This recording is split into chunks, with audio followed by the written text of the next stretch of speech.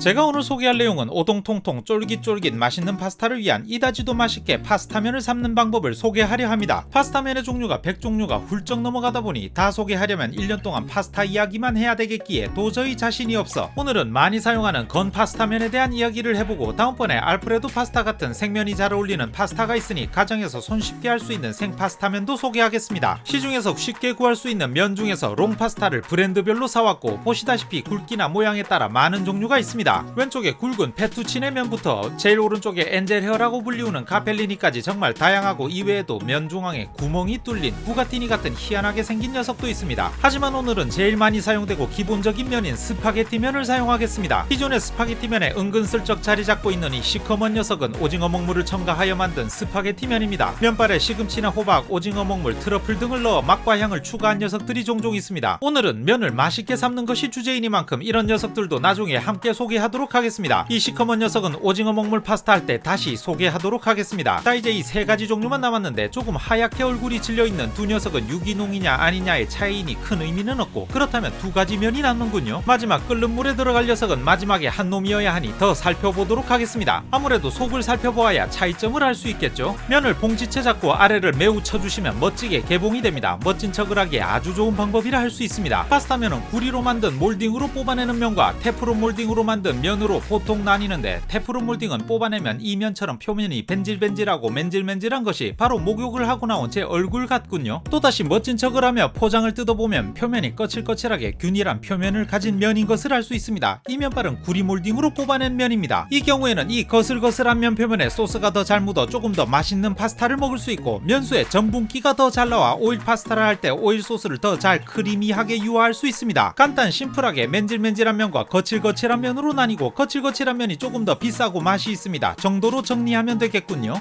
옆에 이 봉지를 뜯지 않은 면은 가르팔로라고 코스트코에서 판매하던데 가성비가 좋아서 매우 추천드립니다. 구리 몰딩 면은 보통 포장지에 적혀있지만 보시면 진열대에 하얗게 거칠거칠한 피부톤으로 우울하게 놓여져 있으니 아무 말도 하지 말고 파스타면과 눈을 마주치면 마음 따뜻하게 집어오시면 됩니다. 자, 이제 파스타면으로 맛있게 면을 삶아보도록 하겠습니다. 파스타면 한 봉지를 한 번에 드실 수 있는 위의 크기가 대단한 위대한 분이 아니시라면 1인분씩 나누어 삶는 것이 좋겠죠.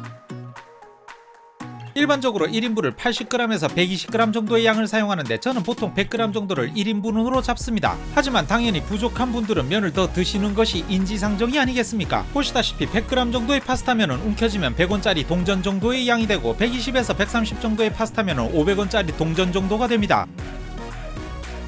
이제 삶을 물을 준비해야 하는데 보통 물과 파스타, 소금의 비율을 100대 10대 1의 정도의 비율로 기준으로 합니다. 당연하지만 기준일 뿐이고 집마다 환경이 다르니 조절하셔야겠죠. 준비된 물이 복닥복닥 끓어제끼면 소금 간을 해야 되는데 바닷물의 농도로 해야 한다는 이야기도 있고 실제로 시칠리아 쪽에서는 어부가 새벽에 바닷물을 길어다가 식당에 판매하는 경우도 있다고 합니다. 하지만 물에 소금 간이 너무 짜게 되면 나중에 면수를 사용할 때 열심히 만들었던 파스타가 슬프게도 너무 짜지는 현상이 발생할 수 있으니 간을 맛보면서 적당히 짭조름한 정도로만 해주시면 행복하게 웃으면서 끝까지 드실 수 있습니다. 소금간만 해주셔도 되지만 영업장에서는 치킨 스톡을 넣어 면과 면수에 감칠맛을 추가해주기도 하고 맛소금을 사용하기도 합니다. 당연하고 당연하지만 정말 훨씬 맛있어집니다. 이제 끓는 물에 면을 넣어야 되는데 조금 멋지게 넣으면 또 자존감이라는 녀석이 올라가게 되니 이렇게 면을 양손으로 움켜쥐고 살짝 비틀어 냄비 위에 수직으로 자세를 잡은 뒤 한 번에 놓는다면 멋지게 활짝 펴지면서 자존감과 함께 얼굴의 미소도 활짝 퍼지게 됩니다. 이렇게 면이 퍼지게 넣으면 살살 알아서 물에 입수를 합니다만 성질이 급한 저 같은 사람은 그냥 우겨 넣는 것이 몸과 마음에 흡족함이 가득 차서 미소를 지으며 요리를 계속할 수 있습니다. 물속에 면이 모두 들어가서 저를 쳐다보고만 있다면 그때부터 시간을 재시면 됩니다. 이제 냄비에서 면끼리 눈이 맞아서 서로 붙는 것을 방지하기 위해 가끔씩 저어주면서 면을 삶아주시면 됩니다. 그리고 면을 삶을 때 올리브 오일을 넣는 것이 좋은가에 대해 여쭈어보는 분이 계시는데 제 생각에는 큰 의미는 없는 것 같습니다. 오일을 넣어도 저어주지 않으면 면은 붙게 마련이고 오일이 물 위에 뜨기 때문에 물에서 잠수하고 있는 면에는 크게 영향을 주지 않습니다. 이탈리아에서도 넣는 사람이 있고 넣지 않는 사람이 있으니 음식에 정답은 없는 것 같습니다. 취향대로 하시면 되겠죠. 면 삶는 시간은 면 포장지에 기재되어 있습니다. 코투라라고 적혀있고 알덴테와 벤코토로 적혀있는 면의 식감 정도를 삶는 시간으로 조절할 수 있습니다. 알덴테는 면의 중심에 심지가 살짝 있는 정도로 삶는 것을 말하지만 저는 알덴테의 시간보다 3분만 더 일찍 꺼내보도록 하겠습니다. 그럼 이렇게 눈에 보일 정도로 심지가 있습니다. 알덴테의 덴테는 이빨을 말합니다. 이빨로 살짝 심지를 씹는 느낌이 있는 조금은 쫄깃한 식감이 있는 면을 뜻하고 벤코토는 완전히 푹 삶은 면입니다. 만약 알덴테로 즐기시려면 알덴테로 익기 전 약 2-3분 전에 꺼내서 팬에서 추가 조리를 하시면 되고,